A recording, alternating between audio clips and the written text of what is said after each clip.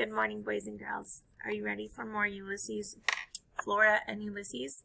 This week, we're going to be doing a lot of listening, so that way we can try to finish the book before Thursday. And then Thursday afternoon, we will meet all together and watch the video, or watch the movie. We are on chapter 31, Wholly Unanticipated Occurrences.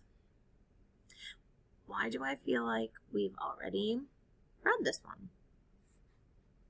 Anywho, Flora watched Ulysses fly over her, his tail extended at full length and his front paws delicately pointed. It was just like her dream. He looked incredibly, undeniably heroic. Holy Bagumba, said Flora. She climbed on top of the booth so that she had a better view. When Incandesto flew, when he became a brilliant streak of light in the darkness of the world, he was usually headed somewhere to save someone, and Dolores was always flying at his side, offering advice, encouragement, and wisdom. Flora wasn't sure exactly what Ulysses was doing, and it didn't look like he really knew either, but he was flying. George Buckman, whispered her father. How do you do?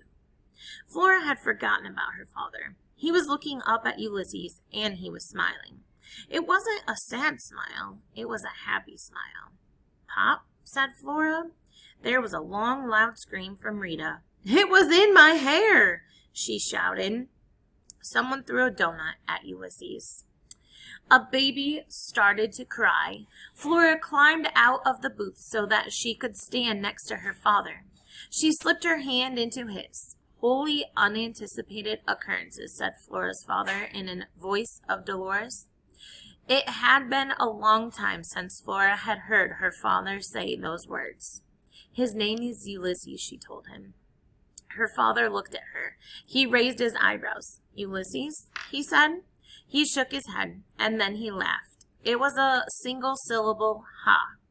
And then he laughed longer. Ha ha ha. Flora's heart opened up inside of her. Do not hope, she whispered to it. And then she noticed that the cook was leaping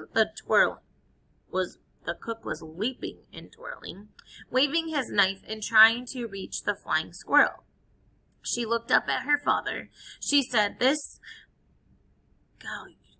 hold on. I figured out how to say it. This malfeasance must be stopped, right? Right, said her father.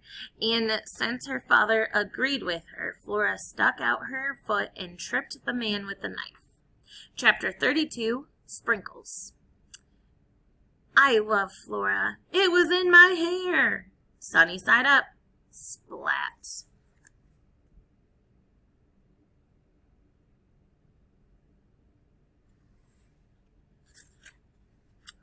I flew. Where's Flora? Is that a piece of donuts?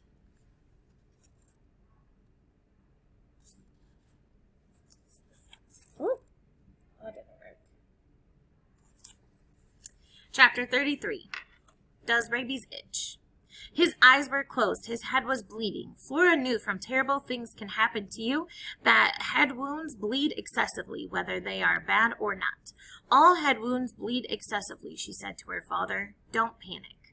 Okay, said her father. Use this. He handed her his tie. She knelt down. She had a very powerful sense of déjà vu. Was it just yesterday that she had bent over the body of an unknown squirrel in Tootie's backyard? Ulysses, she said. She dabbed the blood with the tie. The squirrel didn't open his eyes. An eerie quiet descended. The whole of the giant do-not became preternaturally. I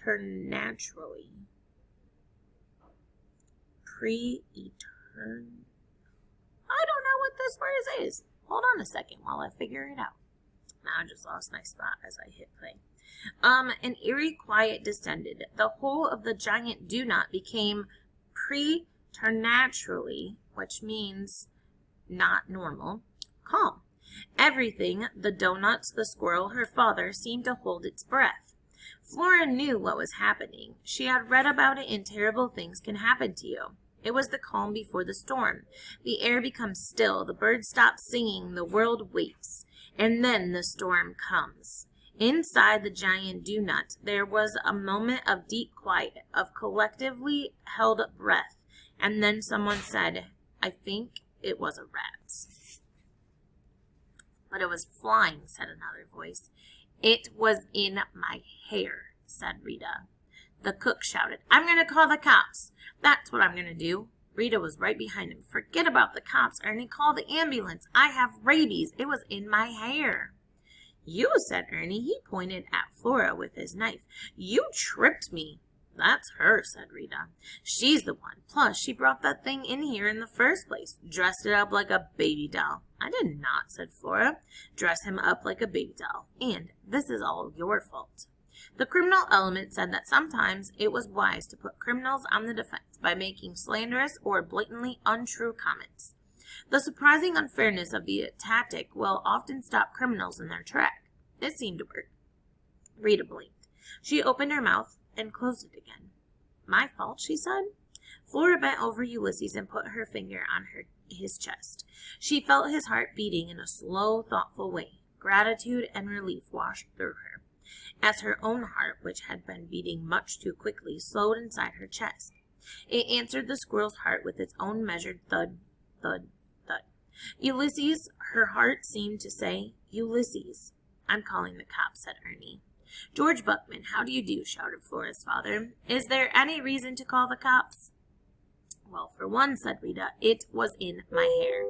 "Do you think that police should be notified if a squirrel was in your hair?" said Flora's father.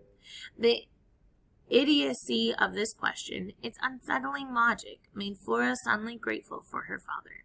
She picked up Ulysses and cradled him in her left arm. "I think I can feel the rabies coming on," said Rita. "My stomach itches." "Does rabies itch?" said Flora's father. "I'm going to call somebody," said Ernie. "She tripped me." "Whom do you think it would be wise to call in this matter of the tripping?" said Flora's father. He opened the door. He gestured for Flora to walk through it. She did. The door swung shut behind them. "Run," said her father. And they both began to run. At some point, Flora's father started to laugh again. It wasn't a ha-ha-ha kind of laugh. It was a hoo-wee kind of laugh. Hysteria, thought Flora. She knew what to do for hysteria. Her father needed to be slapped. Unfortunately, there wasn't time for that right now. They had to make their getaway. Her father laughed all the way to the car. He laughed when they were in the car. He laughed as he placed his hands at 10 and 2 o'clock. He laughed as he backed out of the parking lot and drove away from the giant do-nut. He stopped laughing only once, long enough for him to shout "Holy Bagumba" in the voice of Dolores, the parakeet, and then he went back to laughing. Chapter 34, The Getaway. They were making their getaway, but they were making their getaway slowly, because even when Flora's father was thinking that things were hilarious, even when he was talking like a parakeet, he still apparently did not believe in speeding. Flora kept looking behind them to see if they were being followed by the cops or Rita or Ernie. When she finally looked down at Ulysses, his eyes were still closed. A terrible thought occurred to her. "What if he has a concussion?" she said to her father. Her father, of course, laughed. Flora tried to remember what terrible things can happen to you said about concussions. There was something about making the person with the head injury speak a favorite nursery rhyme so that the speech pattern, slurring, etc. could be evaluated. Flora stared at the squirrel. He couldn't speak. Also, she doubted he knew any nursery rhymes. There was a very small cut on his head. The bleeding had stopped, and he was breathing soft regularly. "Ulysses," she said.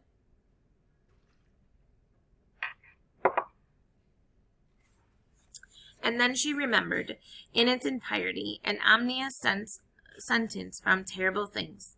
"It is absolutely imperative that you keep the potentially concussed patient awake at all times." She shook the squirrel gently. His eyes stayed closed. She shook him harder, and he opened his eyes and then closed them again.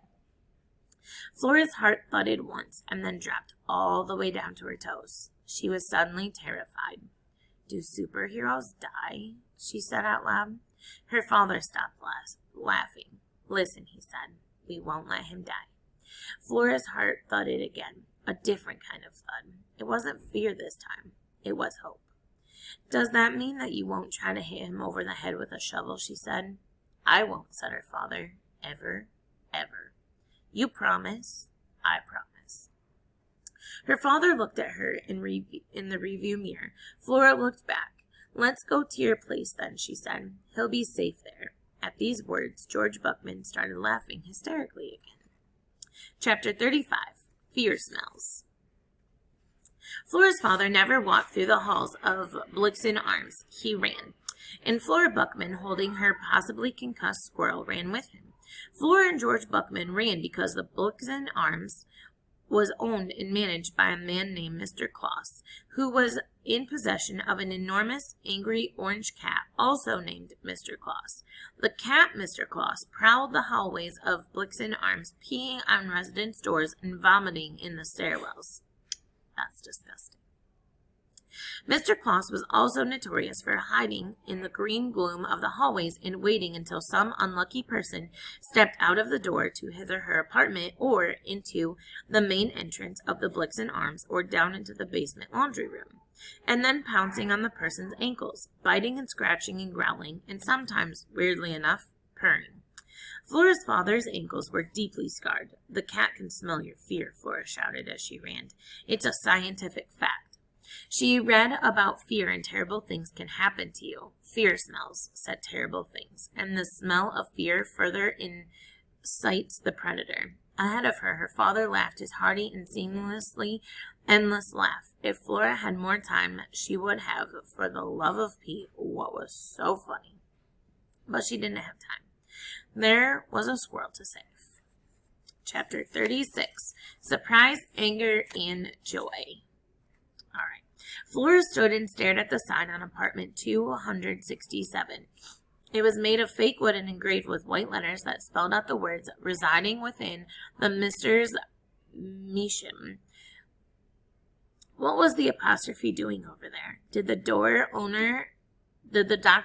the Measham? What was it with the exclamation marks? Did people not know what they were for? Surprise, anger, joy, that's what exclamation marks were for. They had nothing to do with who resided there. But at this particular moment, the exclamation marks seemed entirely appropriate. It was terribly exciting that a doctor who didn't know how to use an apostrophe lived in apartment 267. "What are you staring at?" said her father. He was putting his key into the apartment of 271, and he was laughing softly. "A doctor lives here," said Flora. "Dr. Measham," said her father. "I'm going to see if he can help with Ulysses," said Flora. "Excellent idea," said her father. He opened the door of his apartment. He looked to the left and then to the right. "Keep your eyes open for Mr. Kloss," he said. "I'll join you in a bit." He slammed the door just as Flora raised her hand to knock on Dr. Measham's door. But she didn't get a chance to knock. The door swung open of its own accord. An old lady stood there smiling, her dentures glowing white with the perpetual green twilight of the hallway. Someone inside the apartment was screeching. No, someone was singing. It was opera music, at last, said the old lady. "I'm so glad to see your face." Flora turned and looked behind her. "I'm speaking to you, little flower." "Me?" said Flora. "Yes, you, little flower. Flora Bell, beloved to your father, George Buckman. Come in, little flower, come in." "Actually," said Flora, "I'm looking for a doctor. I have a medical emergency." Of course, said the old woman. "We are all of medical emergencies. You must come in now. I have been waiting so long for you." She reached out and yanked Flora over the threshold of 267 and into the apartment.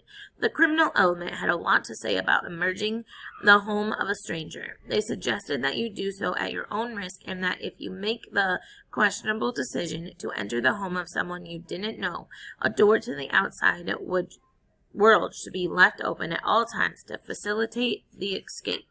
The old lady slammed the door shut. The opera music was very loud now.